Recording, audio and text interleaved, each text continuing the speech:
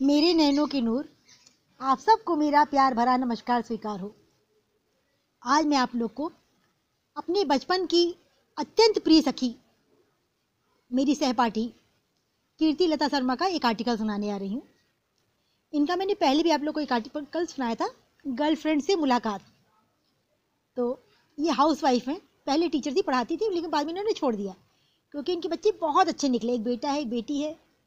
तो बेटा कानपुर में रीजेंसी हॉस्पिटल है, उसमें काम करता है, और बिटिया जो है टेंडर का काम करने लगी। बच्चे बोले, जब मम्मी हम लोग कर रहे हैं, आपको कुछ करने की आवश्यकता नहीं, बैठो आराम से। पहले इनकी लॉटरी की दुकान होती थी, शर्मा लॉटरी वाले बहुत फेमस थी, बहुत अत्यधिक पैसा इनके पास था। लेकिन लॉटरी बंद हुई तो काम ठप हो गया। खैर, फिर हमारी कीर्ति लता शर्मा मैडम पढ़ाने लगी। उन्होंने बच्चों को अपने पैरों पर खड़ा कर दिया। आज इनके बच्चे इन्हें बेहद सुख दे रहे हैं। तो वही कीर्ति लता शर्मा का मेरे पास एक बड़ा प्यारा आर्टिकल आया है। इन्होंने लिखा कि एक कर्नल साहब कुएं में गिर गए। तो जब कर्नल साहब कुएं में गिर गए, सिपाहियों ने कुएं में रस्सा डाला और रस्सा फेंका। कर्नल साहब ने रस्सा पकड़ा और खींच कर उनको ऊपर लाए।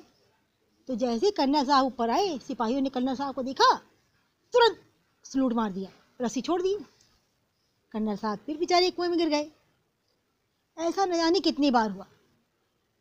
तो किसी ने कहा, कोई बहुत अनुभवी था, उसने कहा कि एक काम करो, सिपाहियों को छोड़ो, किसी ब्रिगेडियर को तकलीफ दो, क्योंकि कर्नल से बड़ा ब्रिगेडियर होता है, उसको तकलीफ दी जाए।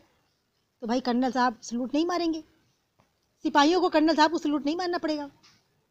ब्रिगेडियर के पास गए, बड़ा रिक्वेस्ट किया, साहब हमारे कर्नल साहब कुएं में गिर गए हैं, और जैसे ऊपर आते हैं सिपाही उनको सलूट मारते हैं और फिर कुएं में गिर जाते हैं, तो प्लीज़ आप उनको बाहर निकाल दीजिए। ब्रिगेडियर साहब मान गए भाई। ब्रिगेडियर साहब ने कुएं में रस्सा फेंका, कर्नल साहब ने पकड़ा। अब ब्रिगेडियर साहब लगे उसको खींचने, ऊपर तक खींच कर लाए।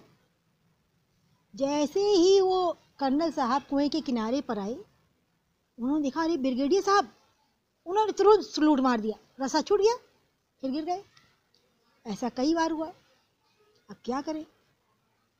तब तक कुएं से आवाज आई। कर्नल साहब ने चिल्लाकर कहा, अरे कमबख्तो नालायको, जाओ किसी बैचमेट को बुला के लाओ, मेरे किसी दोस्त को बुला कर लाओ। अच्छा भाई, दोस्त आए, दोस्त ने रस्सी फेंकी, उनको बाहर निकाला। बाहर निकल कर आए, दोनों दोस्त आपस में गले मिले, इस तरह उनके प्राण बचे।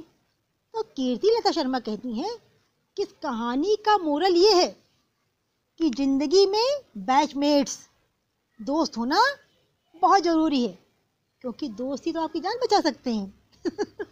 तो भाई, इस चैनल पे जितने भी बच्चे हैं, जितने भी मेरे साथी हैं, सबकी आपस में अच्छी दोस्ती है और सब एक दूसरे के काम आते हैं। तो दोस्ती निभाना जरूर है और सबको दोस्त बनकर रहना है। और कुसुम मम्मी भी आप सबकी बहुत अच्छी दोस्त है। तो आज की कहानी आप लोग को, कीर्ति लता शर्मा की कहानी कैसी लगी, कमेंट बॉक्स में लिख के बताइएगा। सबको टाटा बाय बाय।